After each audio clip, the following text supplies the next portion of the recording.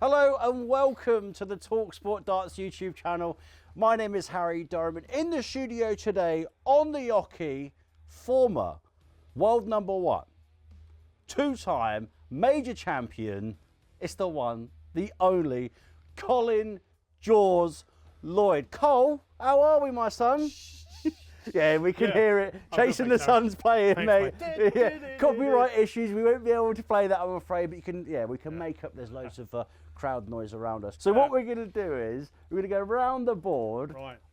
You have to hit every single number. Am I going to hit the 25 and ball? No, we're just going to, we're just going 1 to 20. I can't make you do 25 and ball as well. Hit away. Are we going? Go. Number one, so Colin Lloyd. First things first, and you have to ask this no matter who comes into the studio and on the Yoki, what footy team do you support? Colchester United. Lower leagues? What's my hometown? What's your hometown? I'm always thinking to myself, and I've always said this, listen, I'm an armchair Liverpool supporter. Oof. Armchair Liverpool supporter. But if you can't support your hometown, I don't think you should support football at all. Well, this is the first time I think I've ever actually met a Colchester United fan. Colin, can you proceed with number two, please?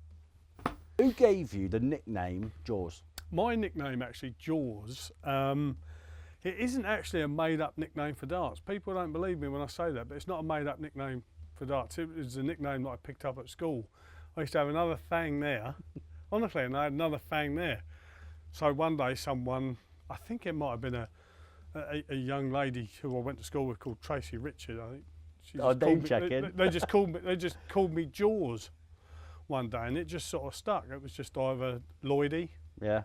Some people have called me Harold over the years, Harold Lloyd, the silent comedian, and a lot of people have called me Jaws. And so when I did qualify, my first ever tournament I went to was the Eastbourne Open, or Eastbourne International Open. It was called then. I won it. Then I got to know Rod Harrington at the time. Rod's a former world number one and major champion and whatever. And he said, "What are you going to do with yourself now, Lloydie?" You know. And I said, "Well, I hadn't really thought about it, Rod. You know." So I went to a couple of events, picked up more points, and then I got a phone call from the then chief exec. I think it was still called the WDC back then, which was Dick Alex. Cordially invited me to the World Match Play because I'd earned enough points. And he said, obviously, full name, like Colin Lloyd, and age, 25 I think I was at the time or whatever. And he said, "Do you have a nickname?" I said, "Funny enough," I said, "It's Jaws." Sorry? Jaws. Yeah, because it doesn't roll. It doesn't rhyme with anything. It's not a play off anything. Over the years, when you've gone, "Ladies and gentlemen, please welcome Colin Jaws Lloyd," it sort of rolls off the tongue now. Oh, there we go. Right, number three. I think I might know, I've got two people on my mind. Yeah. Who might be in this answer. Best mate in darts. Roland Sholton's been a very good close friend. Very good close friend. Roland used to come and stay when the World Championships was on there and whatever, saved him staying in a hotel and going backwards and forwards and whatever.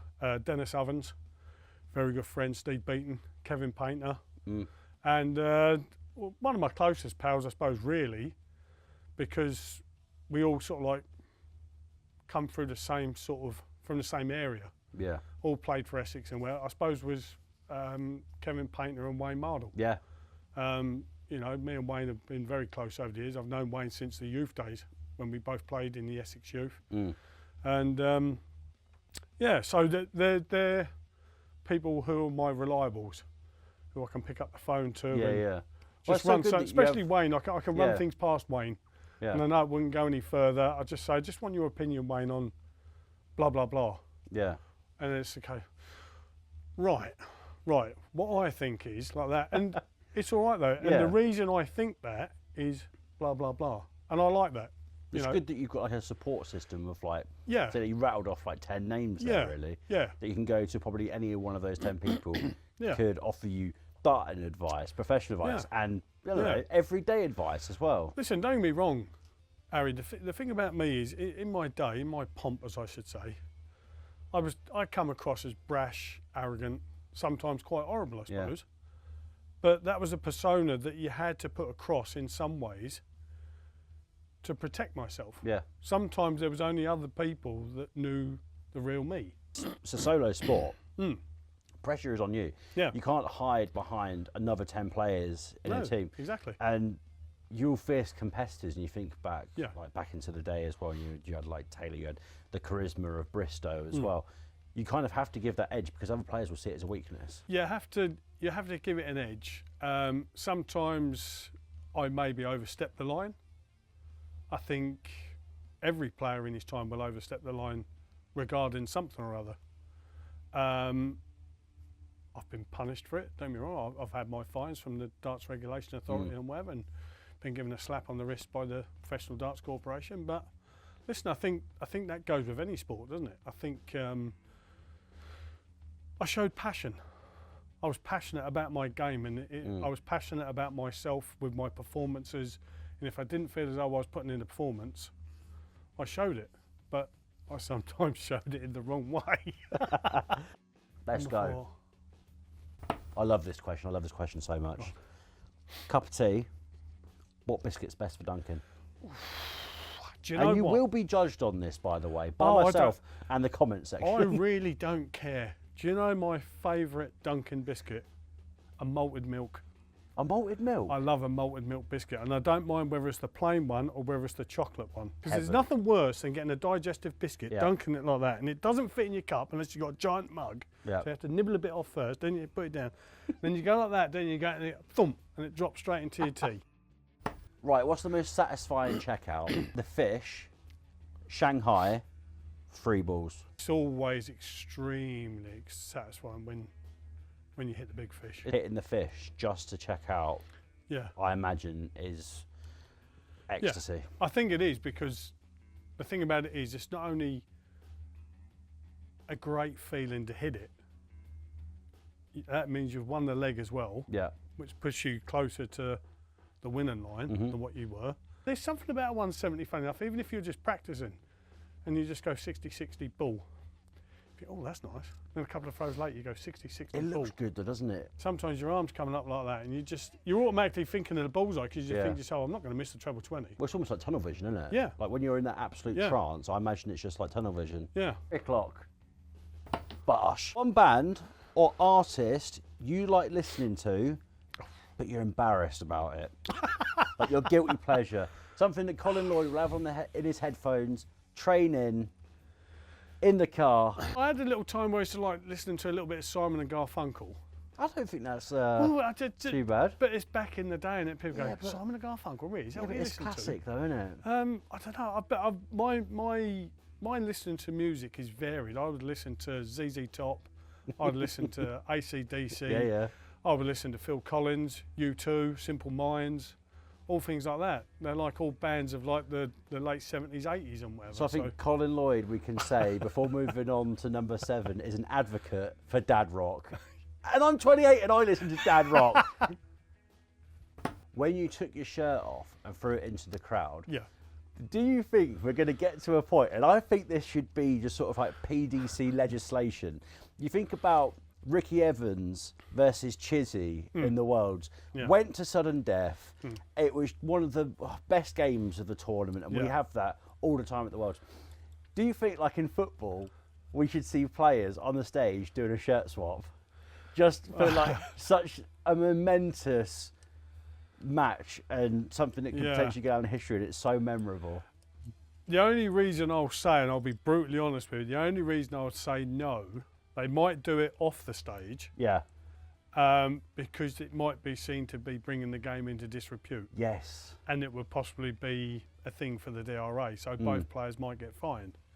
As it goes, my shirt, I chucked at someone in the crowd, someone shouted out for me, doing a charity night, Lloydie, can we have your shirt? So off come the shirt, I go, yeah, there you go. I was out. Gary Anderson had blitzed me like 4 sets to 1 or whatever it was, in something like 14.5 minutes, excluding advert breaks, you know.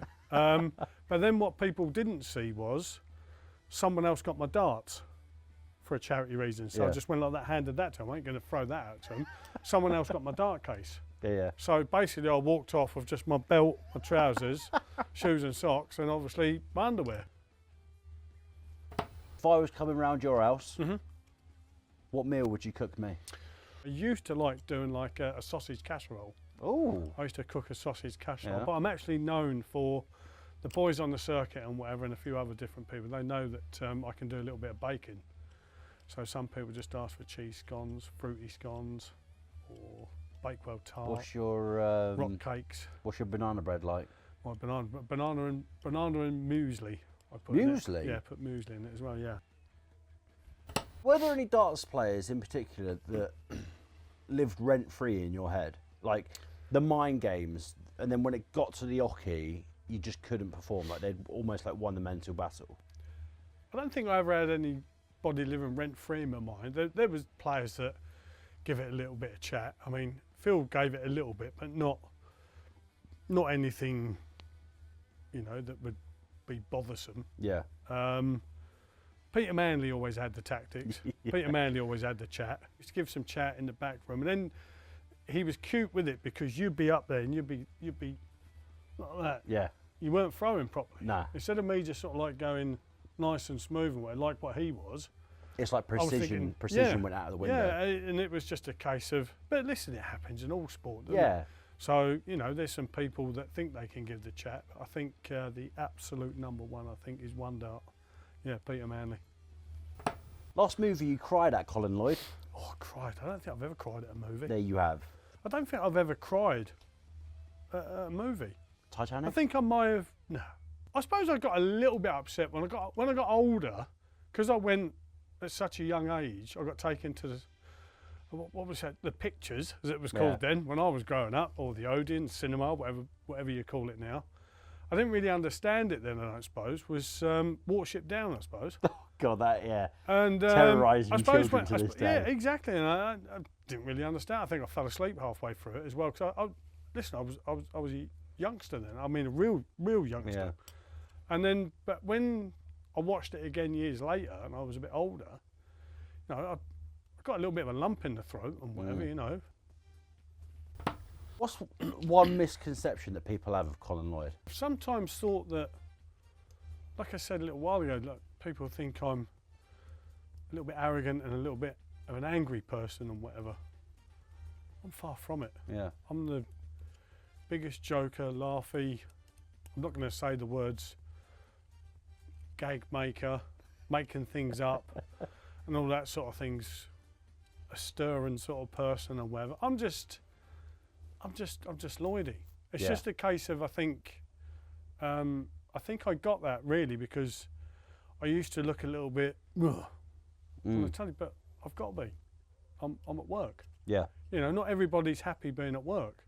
And I'm not saying I wasn't happy at work, but I'd probably come across as looking a bit aggressive and a little bit because I was focused. I was in the zone. Yeah. I have to get in the zone. All I am, all I'll ever be, is Colin Edward Lloyd from a little village called Oldham, from a town called Colchester, in the county of Essex, England. That's all I am. It just so happens at one particular time, I was very good at throwing them. Who's going to dominate the world of darts in 2025? Gezi may not have had the best 2024. Bahrain, may have lost in the final, but he's looking strong. Yeah, he looks good again. He looks good again.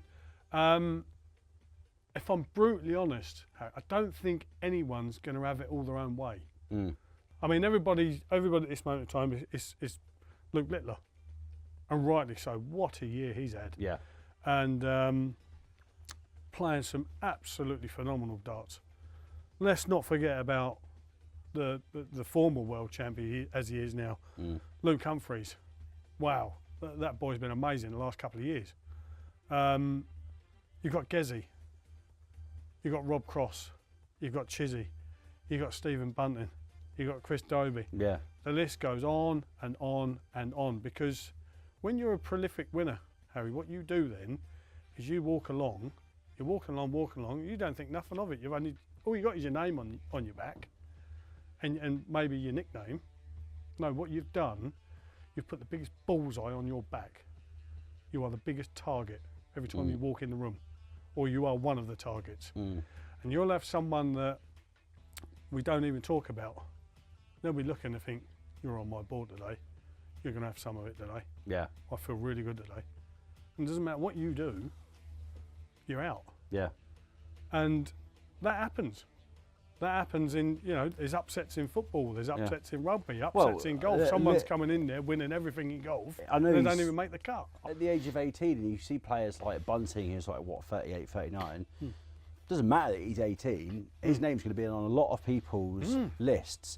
And even if you're outside merit, and say, top 60 player or whatnot, maybe even outside the hundreds, his name is still on a lot of people's lists, because it's almost like I beat Luke Littler sort of situation. Yeah. Well, you've got, what you've got, Harry, you've got it in depth now. You've got it in depth, big performance players. Yeah. And by that I mean that the big stage comes along, oh, what a big game this is. And they come up and they step up to the plate. Yeah. And all of a sudden they're going 140, 140, 140, 81 out. 140, 180, ton out. And, that's frightening for anyone. Bosh. Dream dinner guests. No darts, celebrities. 3 of them. World of music. Still sporting. Right. Film. Okay. Go. Right, I think I would like to have Clint Eastwood. Solid. I've always loved the spaghetti western films. Always loved all of his films that he's done. And I'd just like to pick his brains about everything, really, all the people he's worked with over the years and whatever. I've always been a Nigel Mansell fan. Now, I know he's not everyone's cup of tea, and his cars used to break down and everything, but that was because the man was fearless. He just got in the car and he attacked the circuit. Yeah. He attacked, it was all about him and how quick he can get round and him beating everyone. A third one, Angus Young. AC/DC guitarist. From AC/DC. Yeah. Yeah. Because Would you have him just doing his little signature dancing guitar around the table? I just think the man is just so talented. And I sometimes think if I could have my time over again, my school days, I would have loved to have learnt the guitar. Yeah. Because the things, that man just can do poetry on a guitar. Yeah. And he can do it one-handed. And it's just, and you just think, mate, you're a god when it comes to a guitar. When you punch the board. Thank you. Thank you. I hate bringing it up. Thank you. I think it's got £2 it cost me. I didn't feel $2 grand after that. I didn't feel $2 after that. Well, rightly so. That's what's going to I have to say that, rightly so. I got punished for being unprofessional. Because I know you went on Sky speaking to Dave Clark post-match straight after it. Was someone from the governing body waiting for you when you come off the stage? Not really, no. It was, I think my interview with Dave, I actually turned around and said, you want passion? There's passion for you. Your and they kept zooming in. And it was like a little crucifix, funnily enough. And you know what? I have to say, Harry, I've said this so many times. That was the only treble 15 I hit the whole match. But listen, I got reprimanded for it, and rightly so. You can't be doing that sort of thing. A treble 15. Biggest pet peeve in the world. What annoys you? Like, for an example, mine's people who eat with their mouth open. Right, yep, no, that's fair enough. Yeah, I don't like that. Do you know the thing that really peeves me is, and I've witnessed it this morning just having my coffee, is people, you've got a cup, whatever, you've had a pastry and whatever, you don't leave your rubbish on the table.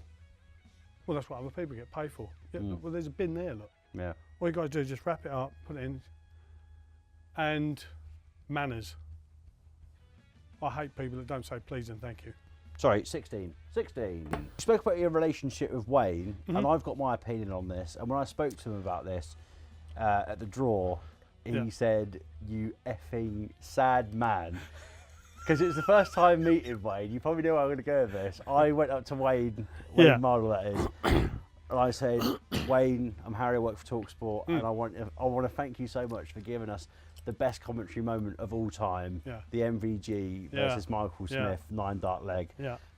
In your opinion, and this is going across all sports, and you don't have to give it to him because he's one of your best mates, and you don't want to like boost his ego too much. No. Oh, listen, I'll soon knock that out. Don't worry about that. Would you say, because I genuinely think it is, the best commentary, the best moment a commentator or a pundit has ever had, the way it was executed, the occasion, do you think it's the greatest bit of commentary ever? Well, did Wayne actually say to you, though, that's not actually his words, is it?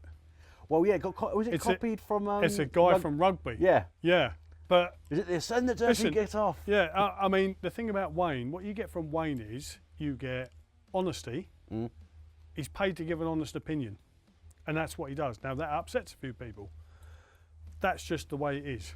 The one thing about Wayne Mardell, sorry, I'll take that back. The one thing about Wayne Mardell, he hates that. No, the one thing about Wayne, though, is he's passionate. He's passionate about the sport. You know, Wayne's doing what he's doing now from being a player, like myself. And he's just passionate about the game. And that was the ultimate leg of darts, wasn't it? Yeah. And he came across, that's Wayne all over. That is Wayne. That's Wayne Mardell, not putting on anything. That's just him being him. Yeah. And yeah, I think it's one of the single greatest moments ever, isn't it? Yeah, 100%. One of the greatest moments ever. And the way that he did it almost felt like you were in that commentary box with him. Yeah. I watch it probably 3 times a week. In primary school, did you have a favourite hymn that you would sing? Did you sing primary school hymns in Essex? Kumbaya, was it? Was it Kumbaya as well? Yeah, it's very campfire. Can you give us a few bars of Kumbaya? No, I'm just saying, was there one called Kumbaya? I can't remember it. Let's move on to 18, Harry. Let's move on to 18.